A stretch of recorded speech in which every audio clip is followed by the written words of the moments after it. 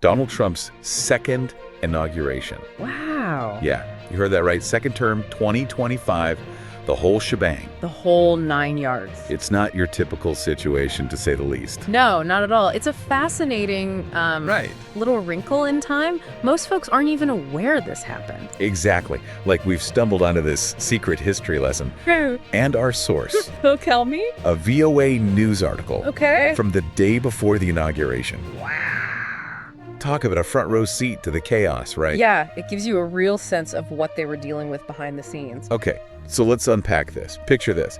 You've got the National Mall all set for a huge outdoor ceremony. 250,000 people ready to celebrate standard inauguration stuff, right? Pretty much. Big spectacle, pomp, and circumstance. Yeah. The whole 9 yards. Okay. Wham. A massive cold front slams into D.C. Temperatures so low they had to move the entire inauguration indoors. Oh, wow. Logistically, can you imagine the scramble? Security, seating, the press. Oh my gosh. Everything had to be rethought. So instead of the Grand National Mall, you've got the Capitol Rotunda, Okay. this only holds 600 people. Oh, wow. And the Capital One Arena, which at capacity manages 20,000. So where did the other 230,000 ticketed guests end up? Yeah, right. Talk about a party foul. I bet someone got an earful for that planning snafu. Oh, for sure. But seriously, this last-minute change must have been a security nightmare. Absolutely. The article mentions 25,000 security personnel deployed for this thing. Military, Secret Service, FBI, you name it. Wow. Originally spread out across the mall, now crammed into these smaller venues. Yeah, the article quotes Matt McCool, Okay. a Secret Service official, saying they were very confident about security. Uh-huh. But honestly, that almost makes me more nervous, you know? It does make you wonder. Confident despite the challenges, or confident because they knew something we didn't? Ooh, that's a good point. And this wasn't just any inauguration security-wise. Officials were already on high alert. Right. They called it a heightened threat environment. And this is where we need to zoom out a bit. This inauguration wasn't happening in a vacuum. Right. Political violence has been on the rise for years, and this event was taking place under a real shadow of fear. Yeah, and that's before we even get into the Trump-specific stuff. Yeah. This is a president who's already had TWO assassination attempts against him. Right, which if we think about those for a second, adds another layer of tension to the whole event. It's not just hypothetical threats anymore. It's something that almost happened twice. Yeah. And then leading up to the inauguration, you've got these bizarre incidents. Okay. 2 men arrested trying to disrupt Jimmy Carter's funeral. Really? One with knives and a machete, the other setting his car on fire. It's unsettling, to say the least. Totally. It makes you wonder what was going through their minds. What was their motive? Was it connected to this whole political pressure cooker? It's hard to say for sure, but it definitely adds to the sense of unease surrounding the inauguration. For sure. And then there's this University of Chicago study that really blew my mind. It found that 5% of Americans, Okay. which worked out to about 14 million people, Wow. support using force to stop Trump's presidency. 14 million people willing to resort to violence? That's a chilling statistic. It is. Speaks to a level of division and animosity that's hard to ignore. Definitely gives you pause. Yeah. Right? And on top of all that, you've got the whole Iranian situation looming in the background. Right. U.S. officials have accused Iran of plotting to kill Trump in the past. Now, how credible are these claims? Are we talking genuine threat or geopolitical posturing? I'm a little skeptical, to be honest. Yeah. Every president gets threats, right? Sure, but given Trump's history with Iran, well, let's just say the potential for escalation is definitely there. Even if there wasn't a specific threat at that moment, it adds to the overall anxiety. So we've got weather chaos, security on high alert, the specter of violence hanging over everything. Right, it paints a pretty stark picture, even before we factor in the protests. Ah, yes, the protests. Can't have an inauguration without those, can we? It's a cornerstone of democracy, right? Right, free speech and all that. Yeah, But in this case, it feels like the tension was cranked up to 11. definitely. The day before the inauguration, there was the People's March. 50,000 people showed up. Wow. Some tension with Trump supporters, but no major violence, thankfully. Okay. Then, on Inauguration Day itself, you had another group, We Fight Back, permitted to protest. And this is where things get tricky, right? Yeah. We all believe in free speech, but what happens when free speech bumps up against public safety? Where do you draw the line? It's a tough question, and the police chief seemed to acknowledge that in the article. She emphasized the right to protest, but also warned that violence wouldn't be tolerated. It's that fine line between upholding freedom of expression and preventing things from descending into chaos. And it becomes even trickier when you have groups with diametrically opposed views in close proximity, as we saw with the People's March, encountering Trump supporters. Yeah, the article doesn't mention any major clashes, but the potential for violence was definitely there. You could practically feel it in the air. Absolutely. And that potential for violence, that simmering tension, is what makes this whole inauguration so fascinating. So let's take stock here. We've got a second Trump inauguration, moved indoors at the last minute due to a freak cold snap.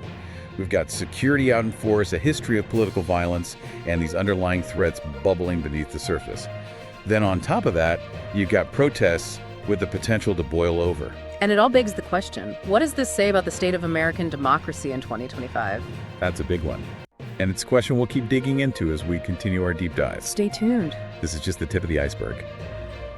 Welcome back. Before we were discussing that tense atmosphere surrounding Trump's second inauguration and what it might tell us about the state of American democracy. Yeah, no easy answers there, but this deep dive into the VOA article is giving us plenty to think about. One thing that really jumps out is that massive security presence. 25,000 personnel Right. is a huge number. It is. It's a real visual, isn't it? Like the stakes were so high they had to turn D.C. into a fortress. And remember, that's before they had to move everything indoors. Imagine the logistical headache. Oh my God. All those security protocols designed for the open mall suddenly crammed into the Capitol Rotunda and a sports arena. Yeah, it really speaks volumes about the level of anxiety, doesn't it? Yeah. It's like they were expecting the worst. And when you look at the context, the uptick in political violence, those assassination attempts, the threats from Iran, plus that study suggesting millions of Americans would support using force against Trump.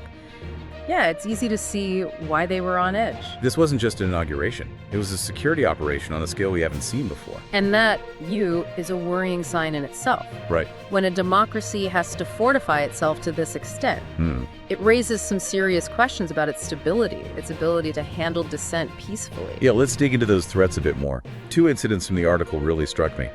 The guys arrested at Carter's funeral and that University of Chicago study. Both incredibly disturbing in their own way. Right. The funeral thing. One guy armed with knives and a machete, the other setting his car on fire. It points to a level of instability and a potential for violence that's pretty alarming. Seriously. Makes you wonder what their deal was. Right. Were they motivated by personal grudges, political ideology, mental health issues, or some combination of all of the above? We don't have enough information to say for sure, but it's a stark reminder that even seemingly unrelated events can become flashpoints in this kind of charged environment. And then there's that University of Chicago study. Yeah. Finding that a significant chunk of the population supports using force to stop Trump's presidency. 5% might not sound like much. Right. But extrapolate that out to the entire U.S. population, and you're talking about 14 million people. More than the population of some countries. Right. And it really underscores that deep polarization in American society, that erosion of trust in democratic institutions, that willingness to resort to violence to achieve political ends. It's tempting to say both sides are to blame, but let's be real. Yeah. The article highlights a very specific set of threats directed at Trump and his supporters. Nice. We can't just gloss over that. Exactly. It's not about saying one side is good and the other is bad. Right. It's about recognizing that the threats and the fear are very real. Yeah. And they're having a tangible impact on the political landscape. It creates this dangerous feedback loop. More threats, more security, more polarization, more potential for violence. It's like a runaway train headed for a cliff. Yeah. So where do protests fit into all of this? Well, protests are a fundamental right in a democracy. Right. They allow citizens to voice their concerns, hold their leaders accountable, and push for change. But in this context, they also become potential flashpoints for violence. The article mentions two protests. The People's March, the day before the inauguration, and the We Fight Back protests on Inauguration Day itself. Both were permitted to protest, which is crucial. Yeah. But the article also quotes the police chief emphasizing that violence wouldn't be tolerated. It's a tough balancing act, isn't it?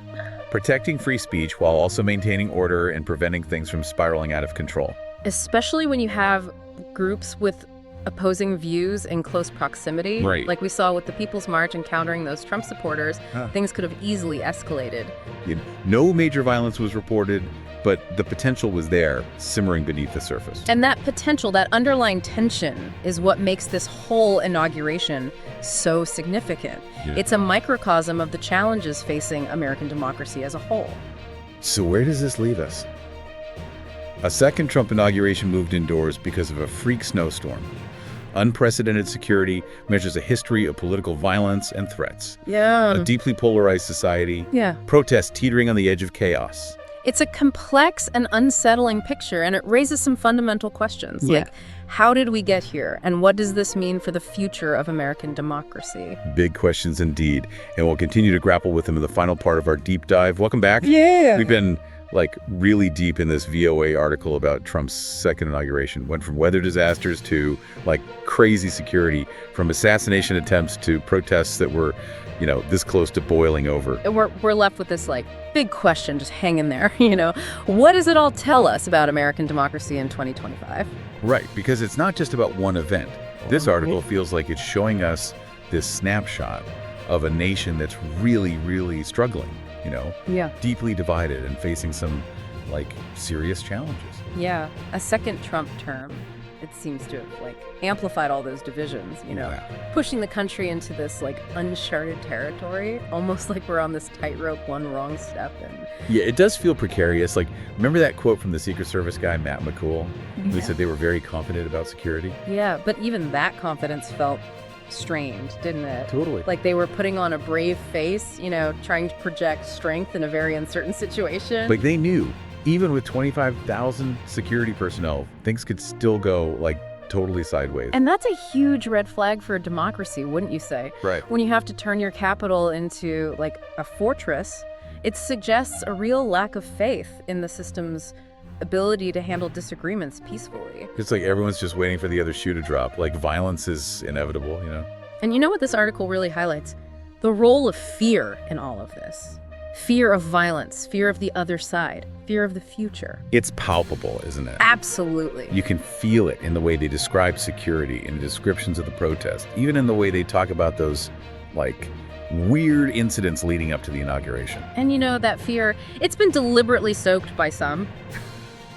Yeah, for their own political gain. Right. But it's also a genuine fear that many people are feeling based on very real events, real trends. And that fear is toxic, isn't it? Yeah. It erodes trust, fuels division, and makes violence more likely. It creates this self-fulfilling prophecy. The more afraid people are, the more they demand these, crackdowns, which just alienates people more, radicalizes those who already feel targeted.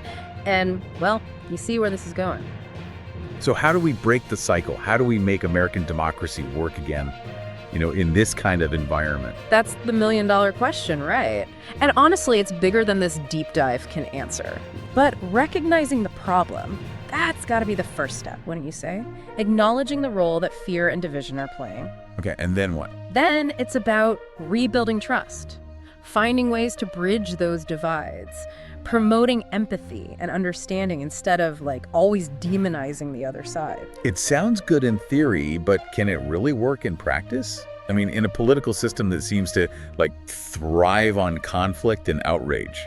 It's a tall order, no doubt, but honestly, the alternative is pretty bleak, isn't it? A future where fear and violence are just the norm, where political discourse is just a shouting match, where American democracy just crumbles under the weight of its own divisions. It's a scary thought.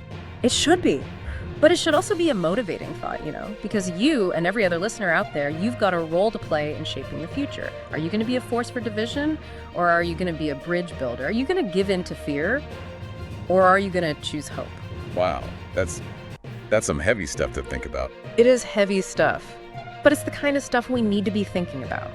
Because the future of American democracy might just depend on it. And on that note, we're going to wrap up this deep dive into Trump's second inauguration. We hope it's given you some new perspectives, maybe even sparked some conversations. And hey, if you're feeling a little overwhelmed by all of it, that's totally okay. It's complex stuff. It is. But hey, remember, you're not alone in this. We're all in this together. So until next time, stay curious, stay engaged, and most importantly, stay hopeful.